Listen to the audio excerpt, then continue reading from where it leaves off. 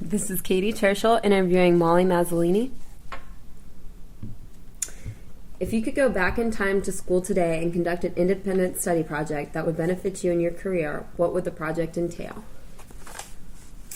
Fantastic question. I think about that often, and I would say my primary topic would be how to measure the return on investment of design.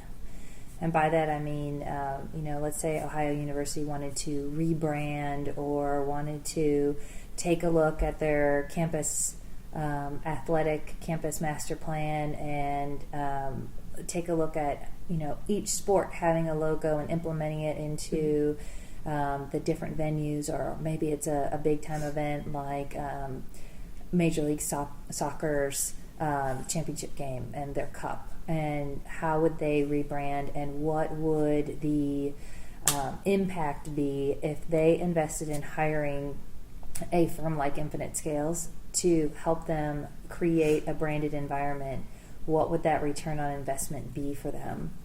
And in terms of activating a project like that, it obviously takes the analytics and figuring out what exactly we would have to measure and what numbers we would be given in a situation, because design is such a gray area, and it's not like tickets where you can measure people walking through the door or butts and seats and how many sales and it's there aren't any specific numbers, and so to be able to create those analytics so then the actual design return on investment can be measured would be the topic that I would love to have an independent study catered to. Thanks, Molly. Second question, what's the one piece of career advice you would provide to a young man or woman looking to break into the sports business industry today?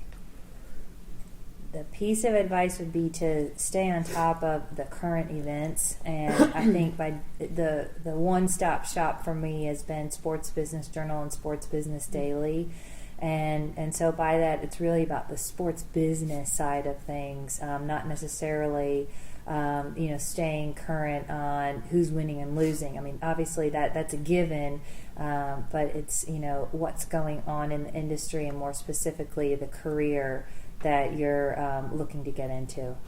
Great. Can you speak on the value of networking and what role it has played in where you are today?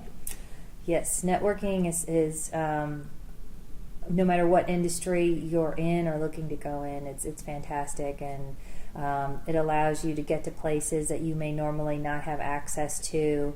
I know personally I ended up getting involved with the 96 Olympic Games because I was working in the mall just to make extra money, and a lady walked up and she still had her Olympic badge on, and I asked her what that badge was for. She said she worked at the Olympics. I told her I was interested in interning, and she was my foot in the door.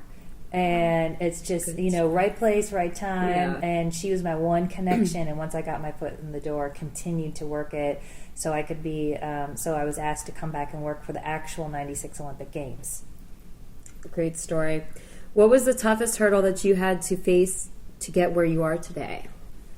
Just, wow, that's a tough question. Staying true by working really hard every single day. And I know it sounds like a really simple thing and not really something that you study to do or check off the list. But it's really putting your best foot forward and continuing to follow up and take care of the details. And if you say you're going to do something, like email them or have lunch with them or contact them or send them information, do it. Great. Finally, what trends do you see your industry capitalizing upon in the next 5 to 10 years? I think it's a trend, but I hope it becomes an everyday component of every single project, and that's sustainability. And I hope it's not a trend where it's greenwashing, where people are just changing their logos to the color green to be cool, but that they're actually activating it on a daily basis.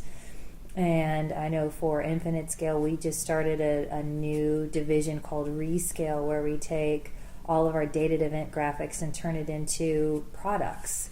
And so, you can have vinyls from an event that turn into iPhone covers or padfolios or cool duffel bags. And so we're taking something that normally would go into the landfill and providing a new purpose for it. Molly, thank you so much for this interview. We really appreciate having you and wish you all the best. Thank you.